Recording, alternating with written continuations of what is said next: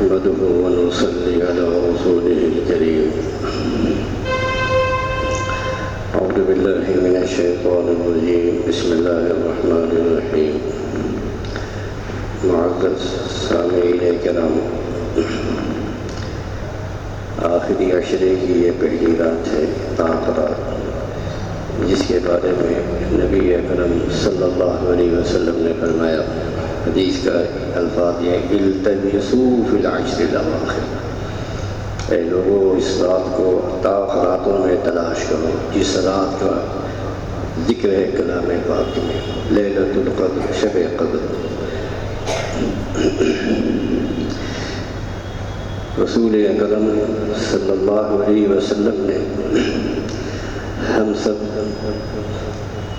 غفلت کی جس زندگی سے گزرتے ہیں اس سے بار بار آگاہ فرمایا ہے۔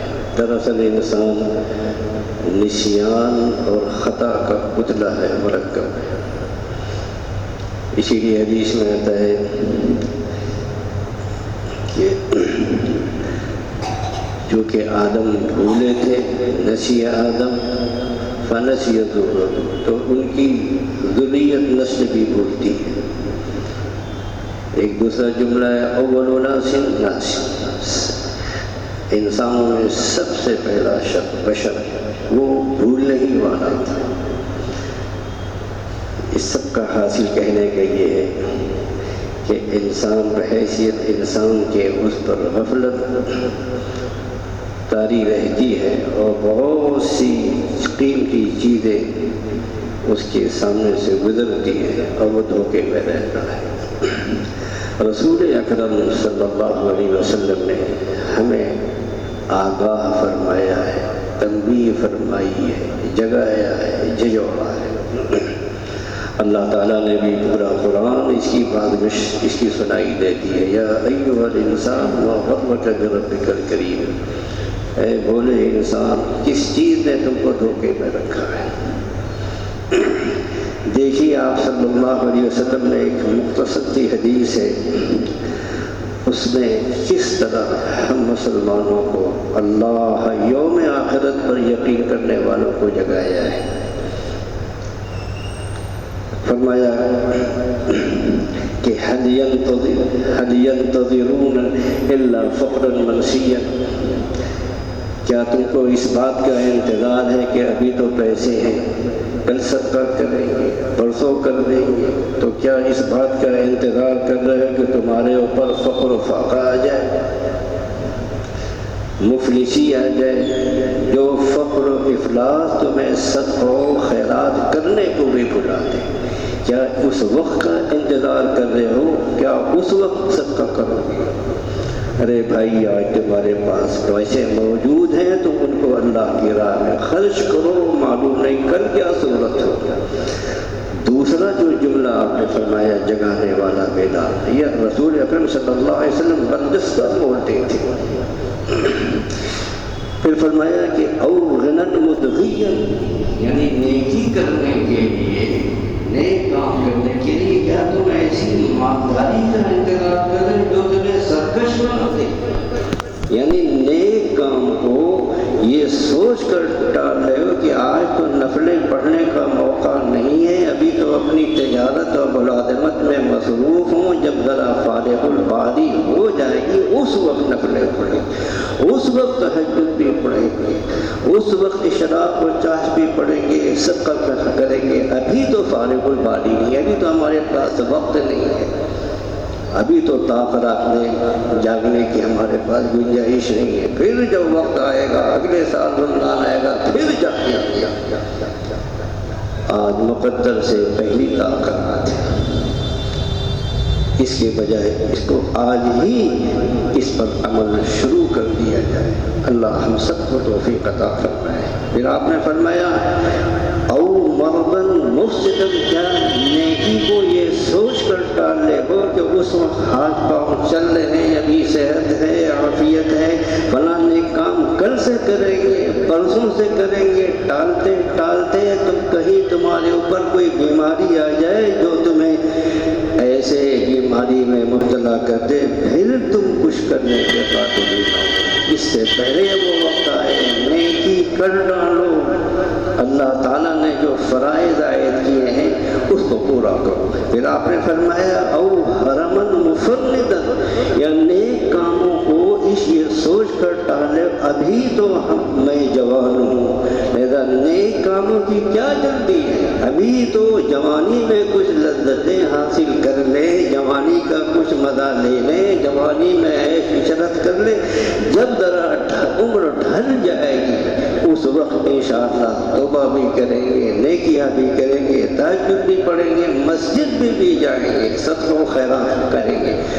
یہ تصور بے شمار نوجوانوں کے ذہنوں میں رہتا ہے، ارے بھائی جوان ہیں، نیک کام کرنے کی کیا جلدی ہے۔ یہ لوگ ان نوجوانوں کو ملامت کرتے ہیں جو اللہ کے راستے پر چل آتے ہیں۔ رسول اللہ صلی اللہ علیہ وسلم فرماتے ہیں کیا تم ایسے بڑھاپے کا انتظار کر رہے ہو جو تمہیں سٹھیا ڈالے؟ جب بڑھاپا آئے گا تو اس وقت تمہاری یہ حالت ہوگی کہ تم طاعت کرنا بھی چاہو گے تو نہ کر پاؤ گے۔ لہذا جب قوت ہے جسم میں، اللہ نے صحت دی ہے، کر ڈالو نیکی ہوگی۔ پھر فرمایا آخر میں کیا موت کا انتظار ہے؟ او موتن مجدن، کیا تم نیک کاموں کو ٹال رہے ہو، موت کا انتظار کر رہے ہو؟ یاد رکھو موت تمہارے پاس اچانک آئے گی، سب قصہ ختم کر دے گی۔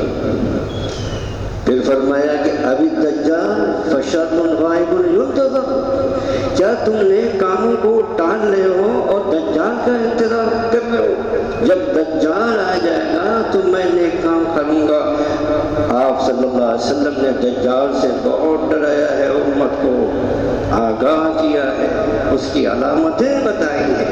آپ نے فرمایا کہ فشر غائب ينتظر، تم نیک کام اس وقت کر رہے ہو جب دجال کا زمانہ آ جائے گا۔ فرمایا کہ جتنی غائب چیزوں کا تم انتظار کر رہے ہو ان میں سے بدترین چیز میں دجال ہے۔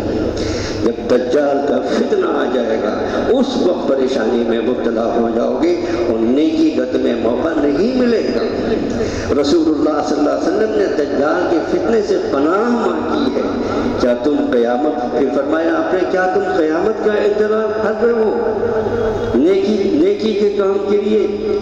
فرمایا کہ اب الساعۃ فالساعۃ ادھیٰ وامر، ارے خدا کے بندے جب قیامت آئے گی تو اس وقت نیک کام کریں گے، قیامت تو بڑی مصیبت کی چیز ہے، اس وقت تو عمل کا دروازہ ہی بند ہو جائے گا۔